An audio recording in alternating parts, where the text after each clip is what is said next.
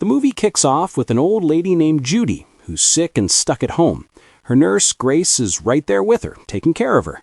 Then, out of nowhere, Judy gets up on a chair and hides a toy on top of a wardrobe. But as soon as she steps down, she gets dizzy and collapses into a coma. Grace rushes her to the hospital and calls up her kids, Megan and Noah, to tell them what happened. We find out pretty quick that Megan and Noah live far away and only swing by every once in a while to pay Grace and do a quick check-in on their mom. At the hospital, Megan's husband, Diego, tells them the doctors said Judy's in bad shape and is going to be stuck there for a while. Since it's going to cost a fortune, Noah suggests they sell their mom's house to cover the bills. But Megan shuts that down fast. She insists she'll handle all the costs, even though she's broke.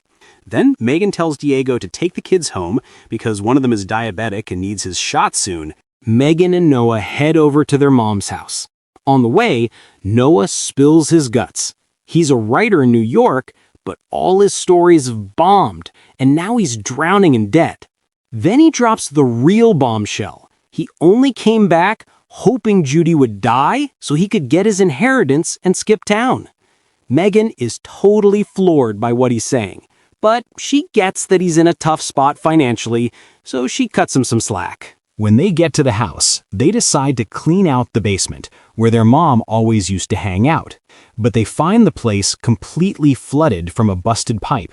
The water soaked everything and made the walls all damp and gross. While cleaning, Megan spots a crumbling wall. She starts picking at it and then freezes. Buried behind it is a dead body. The biggest shock? The body belongs to their old neighbor, Patty, who is their mom's best friend. In that instant, it all clicks for Megan and Noah. Their parents killed Patty 30 years ago. They remember how Judy always made them play in that basement and warned them to tell her right away if they ever smelled anything weird. Totally freaked out, they decide to just leave the body there for now until they can figure out what the hell to do. They have a rough night, tossing and turning with anxiety, and don't get a wink of sleep. The next morning, Megan makes a call. They have to get rid of the body. They decide to dump it in some swamp far away from the house. So in the dead of night, they load the body into their car, drive out to some abandoned swamp nobody's been to in years, and dump it. But the nightmare's not over. The next morning, Megan hears on the radio that the cops found the body. She panics, calls Noah, and they bolt to the hospital, hoping the police haven't ID'd the body yet. But that hope dies when they find a cop named Zoe in their mom's room. Zoe tells him the body they found was Patty's, and she's there to ask Judy if she remembers anything about her disappearance. But Judy's too sick to make any sense. The only person who can understand her is Grace, who tells Zoe that Judy doesn't remember a thing. Zoe thanks them and asks them to call her if Judy wakes up and remembers anything. Megan and Noah decide to go back and scrub the basement clean. On the way, Megan gets a call from her son's doctor, who tells her his diabetes treatment is going to be crazy expensive. Megan feels hopeless, but her real problem is waiting for her at the house. When they walk in, Grace is there, and she drops another bomb. Judy confessed to her that she and her husband killed Patty. Grace claims she lied to the cops to protect the family's reputation, and now she wants $100,000 to keep her mouth shut. Megan and Noah are stunned by the number. They don't have that kind of cash, but they have to agree to protect their mom. That night, Megan somehow pulls the money together, but they're worried Grace will just come back for more once she blows through the cash. So Noah comes up with a wild plan. They'll get their criminal cousin, Bodie, involved. The plan is for Bodie to deliver the money and scare Grace so bad she'll never bother them again. Megan's scared of bringing Bodie into this, but Noah convinces her by reminding her that her family's future is on the line. The next day, Noah goes to see Bodie, who's surprised to see him after all these years. Noah tells him everything and asks for his help. Bodie agrees, takes the cash, and meets Grace at the diner they agreed on.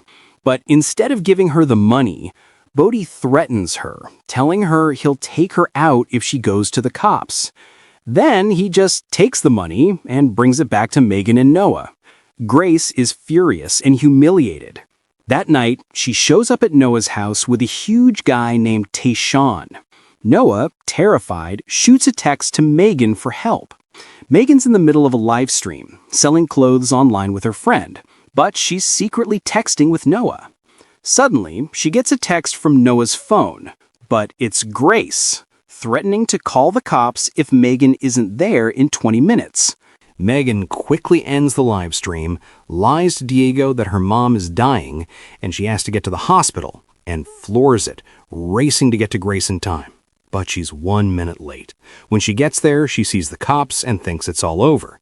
But it turns out Grace just called them about a prowler. Megan and Noah tell the cop they saw a stranger lurking around, but he ran off. When the cop wants to search the house, Noah stops him from going into the basement, saying it's flooded. Then he apologizes for the false alarm and gets rid of him. After the cop leaves, Grace tells them she didn't appreciate their little stunt. The price is now $25,000, and she wants it the next day at the railroad bridge. Before she leaves, she has Tayshaun punch Noah hard in the gut as payback. Later, we find out Tayshaun isn't some thug, he's Grace's husband, just a regular, quiet guy who wants no part of this. He tells Grace she should just report them and get revenge for the racist way they treated her. But Grace says no. She'll report them after she gets the money as compensation for all the crap she put up with. She even promises to buy him a new prosthetic knee for his injury. The next day, Megan takes out a loan and borrows from everyone she knows, but she can only scrape together $22,000. She and Noah go to meet Grace, but Grace refuses to take the incomplete amount, throwing it back in their faces how they used to disrespect her for being even a minute late. At this point, Megan snaps. She tells Grace she's done lying and covering for a crime she didn't commit. She tells her to go ahead and call the cops because she's not getting a dime. Grace just laughs at them, saying they always see themselves as the innocent victims and now they think they're heroes for protecting their killer mom. That's when Megan loses it. She tackles Grace, throws her to the ground, and just starts wailing on her. Tayshaun pulls her off, but Megan kicks him in his bad knee and he goes down too. Tragically, his head smacks against a rock and he's knocked out cold. Then things escalate horribly. Noah pulls out a gun he brought and shoots Tayshaun, killing him. When Grace tries to run, he shoots her too, and her body falls off the bridge into the water below. Afterward, Megan drives a shell-shocked Noah home. They can't believe they just killed 2 people to cover up their mom's crime. Noah is in disbelief that he actually killed them, and in a panic he says he's going to turn himself in. But Megan calms him down, insisting it was self-defense, and that if anyone finds out, their lives are over. To cover their tracks, she takes the gun and tells him to change his bloody clothes so she can get rid of him. While Megan waits in the car, she's surprised by their old childhood friend, Doug, who just happens to be Patty's son. Megan tenses up, but he's just there to say hi since he hasn't seen them in years.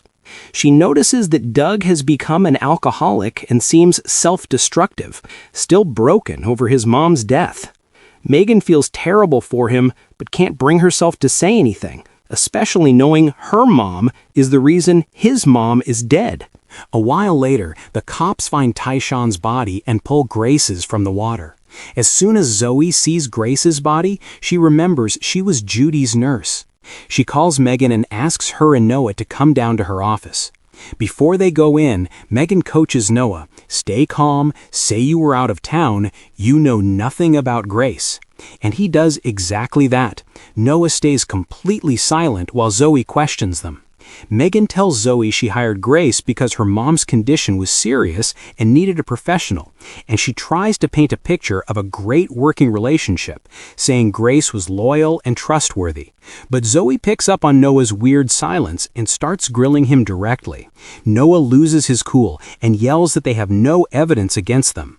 Zoe calmly tells them they aren't suspects, she's just hoping they might have some information that could lead to the real killer. Megan goes home and starts making dinner for her family and Noah. Diego notices how stressed she is and figures it's because of her mom, so he offers to help. Megan thanks him and says they've got it under control. Suddenly, Bodie shows up at the door for dinner, claiming he wants to get the family back together. Diego is clearly annoyed and doesn't want him near his kids. When Bodie starts telling the kids embarrassing stories about Megan and Noah's childhood, Megan starts to suspect he knows their secret. She tells Noah to hang out with them after dinner and feel him out. After they leave, Megan apologizes to Diego and promises Bodie won't be coming around anymore. The next day, Noah confirms her fears. He tells Megan that Bodhi was dropping hints all night that he knows they killed Grace and Tayshaun, and he says they have to get rid of him. Noah is convinced they need to erase every trace of their crimes so they can move on with their lives. That night, Noah does some drugs, drives to a hardware store as it's opening, buys wood and supplies, and goes back to seal up the hole where they found Patty's body. Then the two of them go over to Bodhi's place, pretending it's just a friendly visit. Megan brings a dish of food as an excuse to check out the layout of his house before they make their move. Bodhi takes Noah to his secret workshop. It turns out Bodhi forges replicas of legendary swords and weapons and sells them as the real deal, which is why he's hiding out in the middle of nowhere. Bodhi hands Noah a sword and challenges him to a duel, like old times. Noah takes the sword and attacks him, fully intending to kill him. But Bodhi, thinking it's just a game, easily dodges his attacks and knocks him on his ass. Just then, Megan walks in and sees Bodhi holding a sword to Noah's throat. She freaks out, pulls her gun, and points it at Bodhi. That's when Bodhi realizes they're there to kill him. He punches Noah and runs out in the room, with Noah chasing after him with a knife. Bodhi comes back with a bow and arrow and starts firing shots at Noah, furious. Megan runs in and shoots Bodhi in the chest, and Noah stabs him in the back. Noah goes to make sure he's dead, but with his last breath, Bodhi stabs Noah in the hand. Megan fires one more shot, finishing him off for good. After dumping their third body in the same swamp, they head to the hospital to get Noah's hand treated. Megan goes back to her mom, Judy, and tells her she knows about her old crime. She reassures her that she's covered everything up and protected her secret. Megan had convinced herself that her mom was justified in killing Patty, believing their dad was cheating on her with Patty. Judy nods, confirming that was the exact reason. Suddenly, Zoe is at the door. She tells Megan she heard Judy's condition had improved and she's come to ask her about Patty again. She also mentions she knows Noah was in the ER for a hand injury. Megan lies, saying he cut himself peeling fruit. Zoe is now highly suspicious that Megan and Noah were involved in Grace and Tayshaun's murders, especially since she found Judy's Rolex watch on Grace's wrist. Her suspicion grows when she asks to see Judy, and Megan rushes in to warn her mom not to say anything. Zoe confronts Megan directly. Ever since you and Noah showed up, bodies started dropping. Patty, then Grace and Tayshaun. Then she adds, looking her dead in the eye, no matter how long it takes, a killer always gets caught, even if it's been 30 years. And that's when Megan knows that Zoe knows everything, that Judy killed Patty, and that she and Noah dumped the body to protect her. Megan rushes to her mom's house to warn Noah that Zoe is onto them, but she finds him in the basement playing video games with Doug, Patty's son. She's horrified when she finds out that Noah told him everything and that Doug forgave them. But Megan, now completely ruthless, decides she can't leave any loose ends. She grabs a hammer, walks up behind Doug, and kills him in cold blood. She buries his body behind the same wall where his mother's was hidden, and they build a new wooden wall over it. Megan tells Noah to forget about New York. He's staying there to take care of Judy. She promises him that when their mom dies, they'll tear down the basement, sell the house, and he can take his inheritance and start over. As for Megan, she goes back to Diego and her kids, and they live happily ever after now that she's eliminated every threat to her family's name. And that's how the movie ends.